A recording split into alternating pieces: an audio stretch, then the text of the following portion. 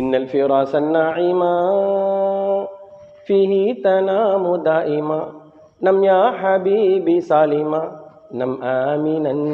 இதெல்லாம் சினிமா மெட்டில் படிக்கிறது எப்படி, இதெல்லாம் நாங்கள் ஒரு போட்டியாகவே மாணவர்களுக்குள்ள இதெல்லாம் நடக்கும். அப்போ இதெல்லாம் மார்க்கத்தில் இல்லாதது, இணை வைப்பு அப்படிங்கிற சிந்தனையே கிடையாது. பக்தியோடு வருமானத்திற்காக காசுக்காக ஓதி இருக்கிறோம். அப்போ இதெல்லாம் நமக்கு தெரிய வருது, எவ்வளோ பெரிய இணையோடு நம்ம இருந்திருக்கிறோம், அதுலேருந்து நம்ம விலகிட்டோம். அப்போ இந்த மாதிரியான பதிவுகள்லாம் திரும்ப திரும்ப நம்ம மக்கள்கிட்ட சொல்கிறதுக்கான காரணம் என்ன அப்படின்னு சொன்னோன்னா, மௌலுதுங்கிறது எல்லாரும் நாங்கள் அதுலேருந்து வந்தவங்க தான். மௌலுது உங்களை விட சிறப்பாக ஓதியிருக்கோம், ஏராளமான வீடுகளில் ஓதியிருக்கோம். அதில் ஒரு பாட்டு தான், ஹுப்புன்னபி அலல் இன்சானி முஃப்தரதுன் வஹுப்பு அஸ்ஹபிஹி நூரும் பி புர்ஹானி. அப்போ இந்த பாட்டை அதுக்குன்னு உள்ள மெட்டுன்னு நம்ம நினைச்சோம். இது ஒரு சினிமா பாட்டு. பழைய காலத்து ஆளுங்க கேட்டா சொல்லுவாங்க, வருவேன் நான் உனது மாளிகையின் வாசலுக்கு, ஏனோ அவசரமே என்னை அழைக்கும் வானுலகு அப்படின்னு ஒரு பாட்டு. இந்த பாட்டில் படிப்போம். அர்த்தம் தெரியாமல் படிக்கிறதுனால, இது சினிமா பாட்டு அப்படின்னு கூட தெரியாததுனால ஒரு வகையான ஜோஸில் ஒரு பக்தி மாதிரி என்ன செய்வோம்னா படிப்போம். அஸ்ஸலாமு அலைக்கும் வரஹ்மத்துல்லாஹி வபரகாத்துஹு. எனது பெயர் சையீது மசூத். எனது ஊர் மேலப்பாளையம். மேலப்பாளையத்தில் உள்ள உஸ்மானியா அரபிக் கல்லூரியில் 2005ஆம் ஆண்டு ஆலிம் பட்டம் பெற்றேன். 7 ஆண்டுகள் ஆலிம் வகுப்பில் 1999 2001 வரை தூத்துக்குடி மாவட்டத்தில் உள்ள மன்போசலா அரபிக் கல்லூரியில் 3 ஆண்டுகள் படித்தேன். அதன் பிறகு 2001 2005 வரை மேலப்பாளையத்தில் உள்ள உஸ்மானியா அரபிக் கல்லூரியில் அந்த 7 ஆண்டுகளை பூர்த்தி செய்து அங்குதான் ஆலிம் பட்டம் பெற்றேன். மதரசா காலங்களில் மௌலிது ஓதிய அனுபவங்கள் உண்டா என்ற ஒரு கேள்வி. பெரும்பாலும் ஆலிம் சாக்கள் வீடுகளில் மௌலிது ஓதக்கூடிய ஒரு நடைமுறை நமக்கெல்லாம் தெரியும். அப்போ மதரசாவில் உள்ள தொடர்பு தான் மௌலிது போன்ற விஷயங்களை அவங்க தெரிந்து கொள்வாங்க அப்படிங்கிறது யதார்த்தமான ஒரு விஷயம். ஆனால் என்னை பொறுத்தவரையில் மதரசா காலங்களுக்கு முன்னாலேயே மௌலிது அனுபவம் எனக்கு உள்ளது. ஏன் அப்படின்னு சொன்னால், என்னுடைய அம்மாவுடைய அப்பா, அதுக்கு சில ஊரில் அப்பாம்பாங்க, எங்கள் ஊரை பொறுத்தவரை மாமா அப்பா அப்படின்னு சொல்லுவாங்க. அவங்க ஆதி காலத்திலிருந்தே மௌலிது ஓதக்கூடிய ஒரு லெப்பையாக இருந்தாங்க. வீடு வீடாக மௌலிது ஓதுவாங்க, குரானும் ஓதி இருக்கிறாங்க, மௌலிது ஓதுவாங்க. ஆனால் மௌலிதுனா என்னன்னு தெரியாது. அது ஒரு தொழிலாக செஞ்சு வந்த ஒரு காலம். இப்போ அவங்களோட கூட போய் அந்த வீடுகளுக்கு போய், அவங்க வயசான காலத்தில் இருப்பாங்க, வீடு வீடாக மௌலிது ஓத போவாங்க. அவர்களோட என்னையை அழைச்சிட்டு போவாங்க. கூட நான் போவேன், கிதாப்பை கையில் கொண்டு போவேன், அவரை பிடிச்சிட்டு போவேன். நடக்க முடியாது, கையை பிடிச்சி நடப்பார். அப்படி வீடு வீடாக மௌலிது போகக்கூடிய அந்த காலகட்டத்தில் அவரோட இருந்து பழக்கத்தில் எனக்கு அந்த மௌலிதுடைய சில அனுபவங்கள் எனக்கும் உண்டு.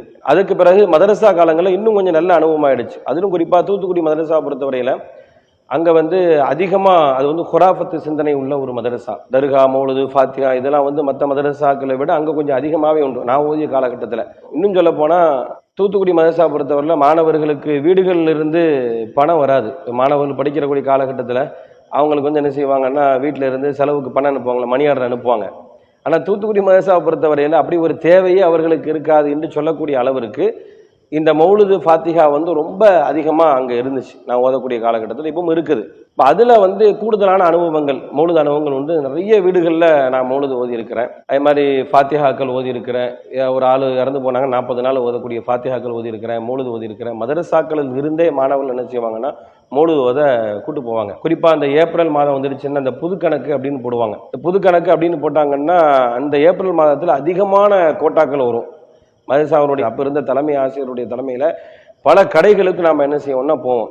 தூத்துக்குடி அல்லாமல் வேறு பல்வேறு ஊர்களுக்கும், விருதுநகர் போன்ற பல ஊர்களுக்கு நாம் என்ன செய்வோம்னா இங்கேருந்து அழைச்சிட்டு போவாங்க. அதில் நல்ல ஒரு வருமானம். இப்போ மௌலிது ஓதினாலும் கூட அதை ஒரு குருட்டு பக்தி இருந்துச்சு. ஆரம்ப காலகட்டத்தில் மதரசாவுடைய அந்த காலங்களுக்கு முன்னாலெல்லாம் ஒரு குருட்டு பக்தி இருந்துச்சு. ஒரு பக்தியோடு ஓதுவோம், அர்த்தம் புரியாமல் ஒரு பக்தி இருந்துச்சு, அதை ஓதுவோம். மதரசா காலங்களில் அது காசு வருமானம் வரும் பொழுது அதில் இன்னும் ஆர்வமாக என்ன செஞ்சோம்னு சொன்னால் மௌலிது ஓதணும். அதிகமான பைசாக்கள் மாணவர்களுக்கு மத்தியில் என்ன செய்யணும் புரளும். குறிப்பாக அந்த ரபியுல் அவ்வல் மாதம் தூத்துக்குடி மன்போசலா மதரசா பொறுத்தவரை மாணவர்கள் என்ன செய்வாங்க, மௌலிது ஓதுவாங்க. பள்ளிவாசலும் மதரசாவும் அடுத்தடுத்து இருக்கும். பள்ளிவாசலில் வச்சு என்ன செய்வாங்கன்னா மௌலிது ஓதுவாங்க. இஷா தொழுகைக்கு பிறகு தொடர்ச்சியாக என்ன செய்வாங்க, மௌலிது ஓதுவாங்க. அப்போ வந்து இந்த ரபியுல் அவ்வல் அரையாண்டு பரீட்சை அந்த காலகட்டத்தில் பரீட்சைக்கு ஒரு பக்கம் லீவ் விட்டுருப்பாங்க, பரீட்சைக்கு பாடம் வாங்குறதுக்கு ஒரு நாள் பாடம் பார்க்கணும், ஒரு நாள் பரீட்சை அப்படி இருக்கும். பள்ளிவாசலில் மௌலிதுவாங்க ரொம்ப விமர்சையாக நடக்கும். அது எங்களுக்கு மத்தியில் ஒரு போட்டியே இருக்கும், மாணவர்களுக்கு மத்தியில். நாங்கள் ஓதக்கூடிய காலகட்டத்தில் எங்கள் சும்ராவில் ஒரு 5 பேர் இருந்தோம். மற்ற சும்ராக்கள் இருப்பாங்க, பெரிய சும்ரா வகுப்பு படிக்கக்கூடிய மாணவர்கள்லாம் இருப்பாங்க. அவங்க ஒரு மெட்டு எடுத்தாங்கன்னா நாங்கள் ஒரு 2 மெட்டு எடுத்து என்ன செய்வோம்னா பாட்டு படிப்போம். இது ஒரு பெரிய அளவில் வந்து ஒரு காம்படிஷன் மாதிரி இருக்கும். ஏன்னா எங்களுக்குள்ள ஒரு போட்டியாக இருக்கும். இன்னைக்கு வந்து 3ஆம் சும்ரா மாணவங்க என்ன மெட்டு எடுக்க போகிறாங்க தெரியல, இந்த மாதிரிலாம் இருக்கும். நாங்கள் எடுக்கிற மெட்டில் அவங்களால ஓத முடியாது, அவங்க ஒரு மெட்டு எடுப்பாங்க, அது திணறும். ஏன்னா ப்ரிப்பரேஷன்லாம் இருந்தாங்கன்னா எல்லாம் ஒரே மாதிரி போகும். அப்போ அது ஒரு போட்டியாக இருக்கும். நாங்கள் எடுக்கிற மெட்டு உங்களால் வந்து என்ன செய்ய முடியல, ஓத முடியல அப்படின்ற மாதிரி இருக்கும். நாமளும் என்ன செய்வோம்னா புதுசாக மெட்டு எடுப்போம் அப்படின்னு மெட்டு எடுத்து அந்த காலங்களில் நம்ம என்ன செய்யணும், அதை ஓதணும். அது பக்தியாக அப்படின்னு இல்லாமல் அது ஒரு என்டர்டெயின்மெண்ட்டு, அது இல்லாமல் வருமானம், நல்ல காசு. யாருக்கு அர்த்தம் தெரியாது, இல்லை என்ன எழுதிருக்கு அப்படிங்கிற ஓதக்கூடிய காலத்தில் அந்த அர்த்தம் தெரியாது. அதை எங்களுக்கு சொல்லிக் கொடுக்கவும் மாட்டாங்க. அது ஏதோ ஒரு தொழிலாக ஆலிம்களும் அது இன்னைக்கு வரைக்கும் அது தொழிலாகவே செய்கிறாங்க. அப்போ நாங்களும் ஒரு தொழிலாகவே என்ன செஞ்சோம்னா அதை செஞ்சோம். ஓதக்கூடிய வீடுகளில் தான் அது பக்தியாக நடப்பாங்க. அதுக்குன்னு விமர்சையாட்டு பெரிய மேக்கட்டின்னு சொல்லுவாங்க, எங்கள் ஊரில் மேக்கட்டின்னு சொல்லுவாங்க. அதுக்கு அதை ஓதக்கூடிய அந்த இடம் லெப்பை வந்து உட்காந்து ஓதுவார். அதை ஓதக்கூடிய அந்த தலைக்கு மேலே என்ன செய்வாங்கன்னா பெரிய மேக்கட்டி மாதிரி கட்டி விட்டு, அது ஒரு விரிப்பு, கீழே விரிக்கிற விரிப்பை ஒரு டிசைனான விரிப்பு மேலே கட்டியிருப்பாங்க. ஓரங்களில் ஃபுல்லாக என்ன செய்யணும்னா பூ தொங்கும். எங்கள் வீட்டிலேயே ஓதிருக்கிறாங்க. என் வீட்டிலேயே வந்து மொஹிதீன் மௌலிது ஓதுவாங்க, ரொம்ப விமர்சையாக இருக்கும். இப்போ நாங்கள் பெரிய ஒரு குடும்பம், ஜாயிண்ட் ஃபேமிலி, பெரிய குடும்பமாக இருந்தோம்.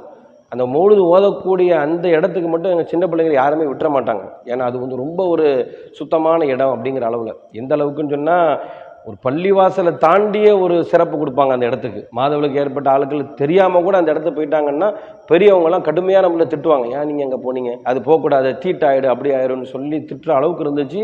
நான் அந்த மாதிரி சின்ன வயசில் வீட்டில் அந்த மாதிரி இடத்துக்கெல்லாம் என்ன செஞ்சோன்னா விளையாட்டு புக்கில் போயிடுவேன்.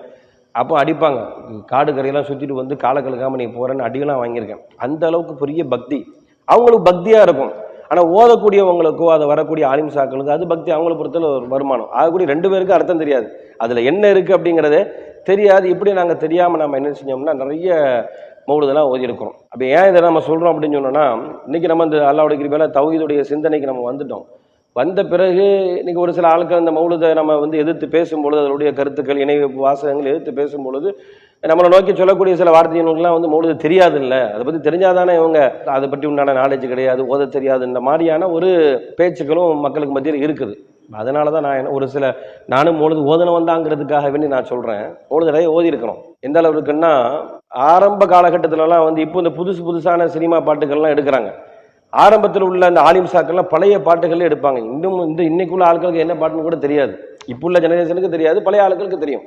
நாங்களாம் ஓதுவோம், ரொம்ப ரசித்து லைத்து ஓதுவோம். அதில் ஒரு பாட்டு தான், ஹுப்புன்னபி அலல் இன்சானி முஃப்தரதுன் வஹுப்பு அஸ்ஹபிஹி நூரும் பி புர்ஹானி.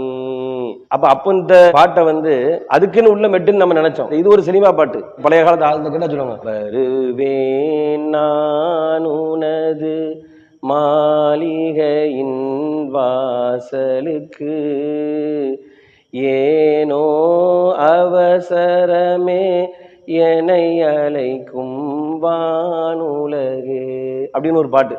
இந்த பாட்டில் படிப்போம். இது இப்போ அர்த்தம் தெரியாமல் படிக்கிறதுனால, இது சினிமா பாட்டு அப்படின்னு கூட தெரியாததுனால ஒரு வகையான ஜோஸில் ஒரு பக்தி மாதிரி என்ன செய்வோம்னா படிப்போம். இப்போ பெரிய பெரிய இடங்கள்ல அதிகமாக வந்து காசு கொடுப்பாங்க, பெரிய கடை, பணக்காரன் அப்படின்னு அங்கே இந்த மாதிரி மட்டும் தான் ஓடும். அது மாதிரி ஒரு சின்ன வீடுகள் அந்த மாதிரி இடத்துக்கு போனாங்கன்னா இதுக்கு வேகமாக வந்துடும். ஹுப்புன் நபி அலல் இன்சானி முஃப்தரதுன் வஹுப்பு அஸ்ஹபிஹி நூரும் பி புர்ஹானி மன் கான யஅலமு அன் அல்லாஹ் காலிகுஹு அப்படி ஓடும். அப்போ குறைவாக காசு கொடுக்குற இடத்துக்கு ஒரு மாதிரியும், அதிகமாக காசு கொடுக்குற இடத்துக்கு ஒரு மாதிரி, இந்த மாதிரி வருமானத்திற்காக வேண்டி நாங்களும் இந்த மௌலிதெல்லாம் ஓதி இருக்கிறோம். இதை நான் 2-3 உங்களுக்கு உதாரணத்துக்கு சொல்லி காட்டுறதுக்குன்னா, நான் அந்த இணை வைப்பில் இருந்த இந்த ஷிர்க் மௌலிதெல்லாம் படித்து தான் இன்றைக்கி அதெல்லாம் வந்து குஃபுர் அப்படிங்கிறத விளங்கி நம்ம விலகி இருக்கிறோங்கிறதுக்காண்டி சொல்ல வரும். அப்போ இந்த மாதிரி நம்ம என்ன செய்யணும், மதரசா காலங்களுக்கு முன்னாலேயே மௌலிது அனுபவங்கள் உண்டு. மதரசாக்கள்லேயே நிறைய என்ன செஞ்சுருக்கோம்னா மௌலிது ஓதி இருக்கிறோம். அது மாதிரி வந்து சினிமா பாடல்களில் மெட்டெடுக்கிறதுக்கான ஒரு போட்டியெல்லாம் எங்களுக்குள்ளே நடக்கும். மதரசா மாணவர்களுக்குள்ளேயே இன்றைக்கி என்ன பாட்டில் எடுக்கலாம் அப்படின்னு யோசிப்போம். அதில் மதரசாவுடைய கிதாபுகளில் ஒரு கிதாபு, அதில் ஒரு பாட்டு வரும். அது என்ன கிதாபு எனக்கு ஞாபகத்தில் இல்லை, ஆனால் அந்த பாட்டு எனக்கு ஞாபகத்தில் இருக்குது. அந்த குழந்தைய தூங்க வைக்கிறதுக்காக வேண்டி படிக்கக்கூடிய தாலாட்டு பாட்டு அப்படிம்பாங்க.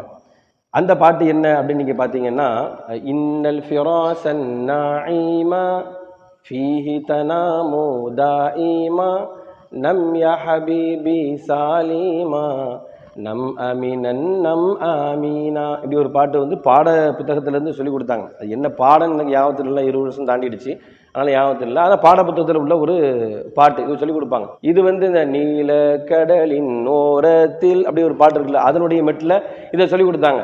அப்போ படித்தோம், இன்னல் ஃபிராசன் நாஈமா ஃபீஹி தனாமு தாஈமா நம் யா ஹபீபி சாலிமா நம் அமீனன் நம் ஆமீனா. அப்போ இதை வச்சு என்ன செஞ்சோம்னா, இது வேற என்ன மெட்டில் படிக்கலாம் அப்படின்னு உட்காந்து யோசிச்சுட்டு இருக்கும்போது, அப்போ ஒரு புது மெட்டு, இந்த மெட்டில் நம்ம நாளைக்கு கிளாஸில் வந்து இது படித்த மாதிரி படித்து காட்டணும். ஆசிரியர் வந்து என்ன செய்வாருன்னா, பாட்டை வந்து அந்த பைத்தை வந்து பாட்டாவே படித்து காட்டுவோம், அதே மாதிரி நாங்கள் படிச்சும் காட்டணும். ஏன்னா சில பாடங்கள் வந்து பைத்தாவே இருக்கும். அதில் வந்து சொல்லப்போனால் அந்த கிராமரில் வந்து அல்ஃபியத் இப்னு மாலிக்னு சொல்லி ஒரு கிராமர் புக் இருக்குது, 3வது வகுப்பு மாணவர்களுக்கு ஓதி கொடுப்பாங்க. அது ஃபுல்லாக அல்ஃபியா, அது ஃபுல்லாமே வந்து பைத்தாவே தான் இருக்கும், 1000 பைத்துகள் அப்படின்னு சொல்லுவாங்க. அதை வந்து நடத்தக்கூடிய ஆசிரியர் அது பைத்தா பாட்டா படிச்சு தான் என்ன செய்வார், நடத்துவார். அது மாதிரி பாட்டாக என்னென்ன பாடம்லாம் இருக்குது அதெல்லாம் பாட்டாக வந்து படித்து காட்டி தான் எங்கள்கிட்ட என்ன செய்வாங்கன்னா பாடம் நடத்துவாங்க. அதே மாதிரி நாங்களும் என்ன செய்யணும்னா பாட்டாக வந்து படித்து காட்டணும். அப்போ எங்களுக்குள்ள ஒரு நாள் இந்த பாட்டு, இந்த இன்னல் ஃபிராசன் நாயிமா இருக்கு இல்லையா, இதை நம்ம வேற ஏதாவது மெட்டில் எடுத்து படிப்போமான்னு சொல்லி எங்களுக்குள்ளே பேசிக்கிட்டோம். அப்போ ஒரு மெட்டு எடுத்தோம். என்ன மெட்டு அப்படின்னு சொன்னால், அது சினிமா பாட்டு மெட்டு. இன்னல் ஃபிராசன் நாயிமா ஃபீஹி தனாமு தாயிமா நம் யா ஹபீபி சாலிமா நம் ஆமீனன். இப்படி படித்து காட்டினேன், நான் படித்து காட்டுறேன். அப்போ இதில் இருக்கவங்க சொன்னால், இந்த பாட்டை படிச்சுன்னா கண்டிப்பாக அவங்களுக்கு 4-5 பேர் படத்துக்கு போகிற குரூப் இருக்குதுல, படத்துக்கு போயிட்டு வந்துட்டாங்கன்னு கண்டிப்பாக தெரிஞ்சு போகும், இது வேலைக்கு ஆகாது அப்படின்னாங்க. நான் எதுக்கு சொல்கிறோம்னா, இதெல்லாம் வந்து சினிமா மெட்டில் படிக்கிறது எப்படி, இதெல்லாம் நாங்கள் வந்து ஒரு போட்டியாகவே மாணவர்களுக்குள்ள இதெல்லாம் நடக்கும். அப்போ இதெல்லாம் வந்து மார்க்கத்தில் இல்லாதது, இணை வைப்பு அப்படிங்கிற சிந்தனையே கிடையாது. என்ன பொறுத்தவரை எப்படின்னு சொன்னேன்னா, நான் 7 வருஷம் படித்து அந்த 7வது வருஷம் உஸ்மானியாவில் வந்து 2005 இந்த 7வது வருஷம் அந்த முடிக்கக்கூடிய காலகட்டத்தில் தௌஹீதுடைய அந்த பயான்கள்லாம் அந்த பஜார் திரளில் போட்ட ஷைபுத்தீன் ரசாஜியை வச்சு சுன்ன ஜமாத் மூலமாக போட்ட அந்த மீட்டிங்லாம் அப்போ தான் நான் கேட்டது. அதுக்கு முன்னாடி எனக்கு தௌஹீதுடைய சிந்தனை அந்த மாதிரியான பயானுக்கெல்லாம் நான் கேட்க மாட்டேன். அந்த கடைசி காலகட்டத்தில் இவங்களுடைய பயானு, அதுக்கு மறுப்பு தௌஹீத் ஜமாத் பயான் போடுவாங்க. சுன்ன ஜமாத்லேருந்து என்ன செய்வாங்கன்னா ஷைபுத்தீன் ரசாதியை வச்சு தௌஹீதை எதிர்த்து மீட்டிங் போடுவாங்க. அதுக்கு பிறகு தௌஹீதுக்காரங்களும் மீட்டிங் போடுவாங்க. இப்படி அடுத்தடுத்து தொடர்ச்சியாக போயிட்டு இருக்கும். அப்போ கொஞ்சம் காலம் நம்ம இதெல்லாம் கேட்டோம், இந்த பயான்லாம் கேட்டோம். ஆரம்பத்தில் வந்து விமர்சனம் பண்ணி ஷைபுத்தீன் ரசாதி பேசியிருப்பார் பஜார் திரையில் கூட. நஜாத்துக்காரன் வந்து விரல் அசைக்கிறாங்களா, விரலை வந்து அவங்க தானாக அசைக்கலை, பண்டி சூப்பு குடிக்கணும்னு சொல்லிட்டானுல்ல, பண்டி எலும்புல சூப்பு போட்டு குடித்தோம்னா விரல் தானா என்ன செய்யும், அசையின மாதிரியான ஒரு அந்த தௌஹீதை எதிர்த்து மீட்டிங் போட்டார். இப்போ எங்களுக்கெல்லாம் வந்து ரொம்ப ஒரு இதாக இருக்கும், தௌஹீதுக்காரங்களுக்கு சரியான ஷார்ட்டடா அப்படின்லாம் நாங்கள் நினைப்போம். அப்போ அந்த மாதிரி கடைசி காலகட்டத்தில் தான் இந்த தௌஹீதுக்காரங்களுடைய பயான் அதெல்லாம் நம்ம கேட்க ஆரம்பித்தோம். இப்போ அந்த காலகட்டத்தில் 2005 நம்ம பட்டம் வாங்கியாச்சு. பட்டம் வாங்கின பிறகு எங்கள் ஊர்லேயே உள்ள ஒரு பள்ளிவாசல், சுன்ன ஜமாத் பள்ளிவாசல், ஜப்பானி ஆலிம் கீழப்பள்ளி அப்படின்னு ஒரு பள்ளி இருக்குது. அந்த பள்ளியில் கொஞ்சம் காலம் நாம் வந்து பணியும் செஞ்சேன், இமாமத்தில் நான் இருந்தேன். எனக்கு ஓதி கொடுத்த ஒரு ஆசிரியர் தான், அவர் என்ன அந்த இடத்துல வச்சுட்டு வெளிநாட்டுக்கு போனார். அவர் வர்றதுக்குள்ளே நாம் என்ன செஞ்சிட்டோம்னா, ஒரு கிட்டத்தட்ட சட்டேற கூட எனக்கு தெரிஞ்ச ஒரு 8 மாதம் இருக்கும். 8 மாதம் வரைக்கும் நாங்கள் வந்து இமாமத்தில் இருந்தேன். இருக்கும் பொழுது பல கேள்விகள் என்னை நோக்கி வருது. அந்த விஷயத்தை எதுக்கு சொல்கிறோம்னா, எனக்கு தௌஹீதுடைய சிந்தனை எங்கே இருந்து ஆரம்பிக்குது அப்படிங்கிற விஷயத்துக்காக நான் சொல்ல வரேன். ஆலிமா பள்ளிவாசல் நான் இருக்கும் பொழுது பள்ளிவாசலுக்கு வரக்கூடிய வரக்கூடியவங்க பலரும் என்ன செய்கிறாங்க, நம்ம இடத்துல கேள்வி கேட்குறாங்க, மார்க் அறிஞர்ன்ற அடிப்படையில் கேள்வி கேட்குறாங்க. என்ன மாதிரி கேள்வி அப்படின்னு சொன்னோன்னா, தௌஹீதுக்காரங்கள்ட்ட இருந்து வரக்கூடிய கேள்வி மாதிரியே இருந்துச்சு. அந்த மாதிரி கேள்வி கேட்ட ஆளுக்கெல்லாம் நாங்கள் அன்றைக்கி தௌஹீதுன்னு தான் சொன்னோம், இவங்களாம் நஜாத்துக்காரன் அப்படின்னு சொன்னோம். கேள்வி கேட்டாங்க, இந்த மாதிரி தராவி சம்மந்தமாட்டு 23 8 அந்த மாதிரி விஷயங்கள், அது மாதிரி இந்த மௌலுது ஃபாத்திஹாவுக்கு எதிரான விஷயங்கள்லாம் கேள்வி கேட்டாங்க. கேள்வி கேட்கும் பொழுது அப்போ சுன்ன ஜமாத்தில் இருந்து அந்த நிலைப்பாட்டுக்கு ஏற்ப என்ன பதில் சொல்லுவோமோ அந்த பதிலை நானும் சொல்லிட்டு இருந்தேன். ஆனால் இருந்தாலும் எனக்குள்ள ஒரு உறுத்தல், குரான் ஹதீஸில் இருந்து கேட்குறாங்க, நம்மளால் சொல்ல முடியலையே, ஆலிமா இருக்கிறாமே, நம்ம கேட்டது மட்டும் தானே அப்படி சொல்ல முடியுது அப்படின்ற மாதிரியான ஒரு மன நெருடல்லே இருக்கும் பொழுது தான் ஒரு 8 மாத காலம் அங்கே அப்படி போகுது, அந்த ஜப்பானி ஆலிம் கீழப்பள்ளியில் போகுது. அதுக்கு பிறகு எனக்கு இந்த பொருளாதார சூழல் இந்த மாதிரி பிரச்சனைகள் இருக்கும்போது வெளிநாட்டுக்கு போகணுன்ற மாதிரியான ஒரு நிலைமை ஏற்படும் பொழுது நம்ம அப்படி அதை ஸ்கிப் பண்ணிட்டு வெளிநாட்டுக்கு போயிட்டோம். வெளிநாட்டுக்கு வந்த பிறகு தான் முழுக்க அல்லாஹ்வுடைய கிருபையால் நமக்கு இந்த ஏகத்துவ சிந்தனை அங்கே தான் வந்துச்சு. அங்கே உள்ள மண்டலத்தில் உள்ள நிர்வாகிகள், அப்போ என்னோட பக்கத்தில் பணி செய்யக்கூடிய, நான் வீட்டில் தான் வேலை செஞ்சேன், பக்கத்து வீட்டில் வேலை செஞ்ச திருச்சிக்கார ஒரு ஆள் இருந்தார், சாதிக்கு ஒரு பேர். அவர்லாம் வந்து பள்ளிவாசலுக்கு போகும்போதெல்லாம் அதிகமாக இடத்துல இந்த மாதிரி மார்க்க விஷயங்கள் கேட்பார். நீங்கள் 1000 வருஷம் ஓதி படிச்சிருக்கிறீங்க, நீங்கள் பதில் சொல்லுங்க அப்படின்னு நிறைய விஷயங்கள் கேட்பார். அப்போ நம்ம குர்ஆன் ஹதீஸ்ல இருந்து பதில் சொல்லக்கூடிய ஒரு ஏன்னா அப்படி நம்ம சொல்லி பழகல, எங்களை பழக்கல் இல்லை. அலிம்சாக்கள் என்ன பதிலாக சொல்லுவாங்களோ எதை நம்ம பதிலாக கேட்டோமோ அதை அப்படியே சொல்லிக்கிட்டு இருந்தோம். இருந்தாலும் அது வந்து தவறு, இது நம்ம வந்து ஒப்புக்கச்சப்பானியாக தான் அந்த மாதிரியான பதில்களை சொல்கிறோன்ற ஒரு உறுத்தல் எனக்கு இருந்துச்சு. அதுக்கு பிறகு தான் கொஞ்சம் கொஞ்சமாக நம்ம வந்து சுயமாக என்ன செய்யணும்னா நம்ம வந்து ஆய்வு பண்ணணும், மார்க்கத்தை அதிகமாக தெரிஞ்சுக்கணும், ரெண்டு தரப்பு விஷயங்களையும் தெரியணுங்கிற அந்த சிந்தனையெல்லாம் அதுக்கு பிறகு வெளிநாட்டுக்கு போன பிறகு தான் எனக்கு வந்துச்சு. அப்போ நம்ம என்ன செய்கிறோம் அப்படின்னு சொன்னோன்னா கொஞ்சம் கொஞ்சமாக இந்த தௌஹீதுடைய அந்த வீடியோக்கள், அவங்க பேசக்கூடிய அறிஞர்கள் பேசக்கூடிய வீடியோக்களை கேட்குறோம். அதுக்கு எதிராக பேசக்கூடியவங்க சுன்ன ஜமாத் இருந்து ஷேபுத்தீன் ரஷாதி, அது போன்ற ஷேக் அப்துல்லா ஜமாலி, அந்த மாதிரியான வீடியோக்கள் கேட்குறோம். அப்படிலாம் கேட்கும் பொழுது எனக்கு ஒரு விஷயம் நல்ல பிடிபடுது. இவங்க குர்ஆன் ஹதீஸ்ல நின்று பேசவே இல்லை. நம்ம எந்த கொள்கையில இருந்து படித்தோமோ பட்டா வாங்கி வெளியே வந்தோமோ அவங்க வந்து குர்ஆன் ஹதீஸ்ல இருந்து எதையுமே பேசலை. அவங்க முன்னோர்கள் அந்த மாதிரி அவங்க மதரசெல்லாம் ஓதும்போது எதை வந்து சொல்லி கொடுத்தாங்க அதை அப்படி என்ன செய்யறாங்க நமக்கு சொல்லி தராங்க. நம்ம கேள்வி கூட என்ன செய்யல, சரியான ஒரு ஆன்சர் இல்லை அப்படிங்கிற விஷயம் தெரிஞ்சு அங்கே நமக்கு தௌஹீது சிந்தனை ஏற்பட்டுச்சு. அதில் இருந்து நமக்கு தொடர்ச்சியாக இந்த ஏகத்துவத்தினுடைய ஒரு சிந்தனை வந்துச்சு. இதுவெல்லாம் நம்ம ஆரம்பத்தில் இருந்த இந்த மௌலுது இதில் எவ்வளோ பெரிய ஒரு சிறுக்கில் நம்ம இருந்திருக்கோம் அப்படிங்கிறது எல்லாம் நமக்கு புரிய வச்சான். குறிப்பாக வந்து சொல்ல போகிறா இருந்தால் நீங்கள் சுபஹான மௌலுதில் எவ்வளவு சிறுக்குகள் இருக்குதோ அந்த அளவிற்கு இன்னும் சொல்ல போனால் அதை விட ஒருபடி மேலே வந்து புருதான்னு சொல்லுவாங்க.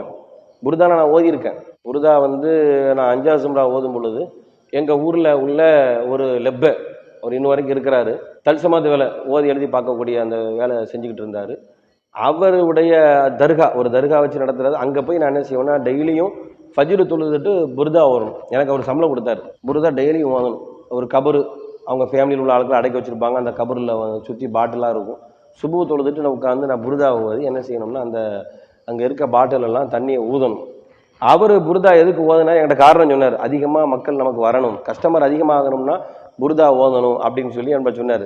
நீ வந்து கஸ்டமர் அதிகமாக வரல, நீ ஒழுங்காக புருதா ஓதலைன்னு அர்த்தம்லாம் சொன்னார். அப்போ அந்த புருதா ஓதுமே என்ன செய்வோம்னா அதில் மீமில் தான் அதிகமாக முடியும். புருதாவை பொறுத்தவரை எனக்கு வந்து மறந்து போச்சு, ஓதி கிட்டத்தட்ட 20 வருஷம் தாண்டி போச்சுன்னா நான் மறந்து போச்சு.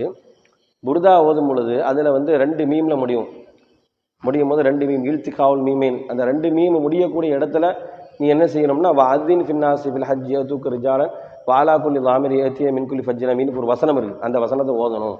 அதை ஓதி ஒவ்வொரு தடவையும் அந்த 2 மீமில் முடியக்கூடிய இடம் வரும்பொழுது அந்த வசனத்தை ஓதி அந்த பாட்டில் தண்ணியை ஓதணும் பாரு. அப்போல்லாம் எனக்கு புருதா வந்து கிட்டத்தட்ட ஒரு 2 வருஷமாக நான் அதில் வந்து ஓதிட்டு இருக்கும்போது ஃபுல்லாக மனப்பாடம், தொடர்ச்சியாக டெய்லியும் வந்து நான் புருதா மனப்பாடம். இப்போ வந்து நிறைய டோட்டலாகவே மறந்து போச்சு. ஆனால் அது அந்த காலத்தில் ஒரு பக்தியோடு வரும். புருதா அப்படிங்கிறது வந்து அது மிகப்பெரிய ஒரு இணை வைப்பில் உள்ளது. பூஸ்ரீ இமாம் ஓதினார் அப்படின்னு சொல்லுவாங்க. பூஸ்ரீங்கிறவர் கனவுல நபியை வந்து புகழ்ந்து பாட்டு படித்தாரு அப்படின்லாம் இருக்கும். அதில் எந்த அளவிற்கு அபத்தங்கள் இருக்குது அப்படின்னு சொல்லி சொன்னோன்னா இதெல்லாம் நம்ம விளங்கின பிறகு நம்ம சொல்கிறதுக்கான காரணம்னா எப்போ வந்து ஒரு விஷயம் தவறுன்னு நம்ம புரிஞ்சிட்டோமோ எல்லாம் நமக்கு அதை உணர்த்திட்டானோ அப்போ அதுலேருந்து விலகணும். இன்னைக்கு நிறைய பேர் விளங்காமல் இருக்கிறாங்க, விலகாமலும் இருக்கிறாங்க. அதனால் வந்து நம்ம சொல்ல வரோம். அந்த புருதாவில் உள்ள ஒரு சில செய்தியை மட்டும் நான் உங்களுக்கு சொல்கிறேன். அதில் அந்த புருதா யார் படித்தாருன்னா அந்த பூசரி இமாம் என்ன செஞ்சாங்க படித்தாங்க அப்படின்னு சொல்லி சொல்லுவாங்க. அவர் வந்து ரொம்ப நோயாய்ப்பட்டு இருந்தார். ரசூல்லாவை நினச்சி கனவுல பாட்டு படித்தார். ரசூல்லா வந்து அவருக்கு வந்து என்ன செஞ்சாங்க, போர்வை பொருத்தினாங்க, சால்வை பொருத்தினாங்க, அதான் புருதான்னு அதுக்கு பேர் வந்துச்சு அப்படிலாம் சொல்லுவாங்க. இதில் நிறைய அதில் இணையப்பு கருத்துக்கள் இருக்குது. ஒரே ஒரு விஷயத்தை மட்டும் நான் என்ன செய்கிறேன் அதில் சொல்கிறேன். இணையப்பு கருத்து அப்படிங்கிறத தாண்டி இது குர்ஆனுடைய அடிப்படைக்கு எதிரானது அப்படிங்கிறதே நான் அவங்களுக்கு வந்து என்ன செய்யறேன் புரிய வைக்கிறேன். அப்படி அவர் படிச்சுட்டு புருதா வந்து என்ன செய்யறாரு, பூசரி இமாமும் ரசூல்லாவை நினைச்சு கவிதை படிச்சாராம். இப்படி கவிதை படிக்கும் பொழுது ஒரு வசனத்தை அவர் படிக்கிறார்.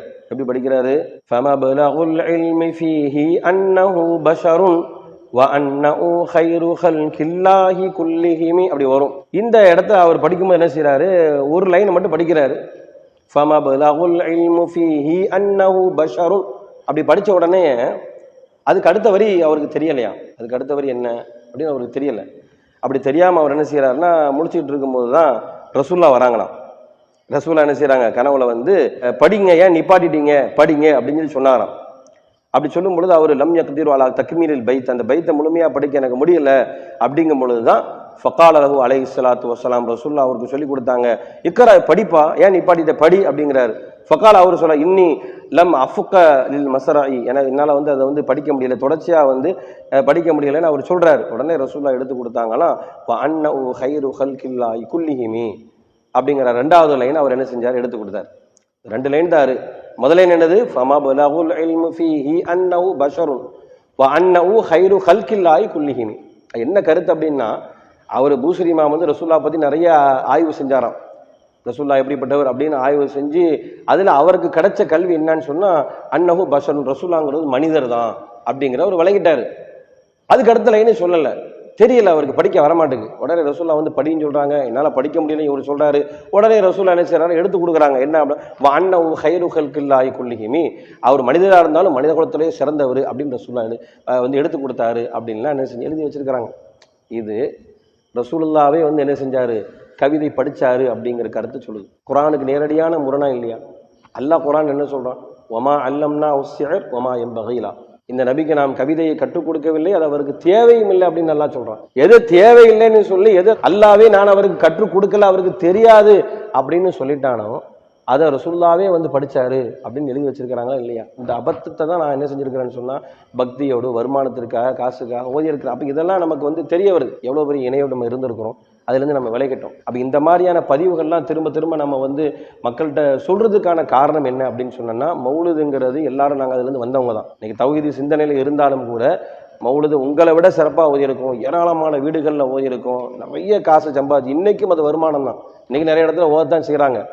அதெல்லாம் வந்து விட்டுட்டு விலகி நம்ம வந்திருக்கோன்னு சொன்னா எதுக்கு காரணம் என்னன்னா, அதெல்லாம் இணை வைப்பு, இறைவனுக்கு செய்யக்கூடிய துரோகம் அப்படிங்கிறத விளங்கி நம்ம வந்திருக்கோம். அது மாதிரி யார் யார் அதை விளங்கி வாங்கன்னு நம்ம சொல்றோம்.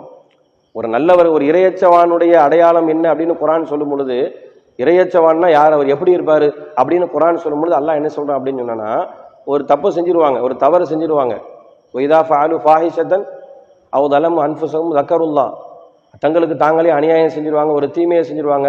உடனே அல்லாஹ்வுடைய சிந்தனை வரும், ஃபஸ்தக்ஃபிரு லிதுனூபி, அல்லாஹ்ட்ட மன்னிப்பு கேட்பாங்க. வமை யக்ஃபிரு துனூப இல்லல்லாஹ், அல்லாஹ்வை தவிர மன்னிக்கக்கூடியவன் யார் அப்படின்னு எல்லாம் கேட்கறான். கேட்டுட்டு வரும்போது இறுதியில் அல்லாஹ் சொல்லக்கூடிய வார்த்தை தான் முக்கியமானது, வலம் யுஸிர்ரு அலாமா ஃபஅலு வஹும் யஅலமூன், எதை விட்டும் அவர் விலகினார்களோ, எது தீமைன்னு தெரிஞ்சுட்டு அதுலேருந்து விலகிய பிறகு அதன் பக்கமே திரும்ப அவங்க போக மாட்டாங்க அப்படின்னு அல்லாஹ் சொல்றான்.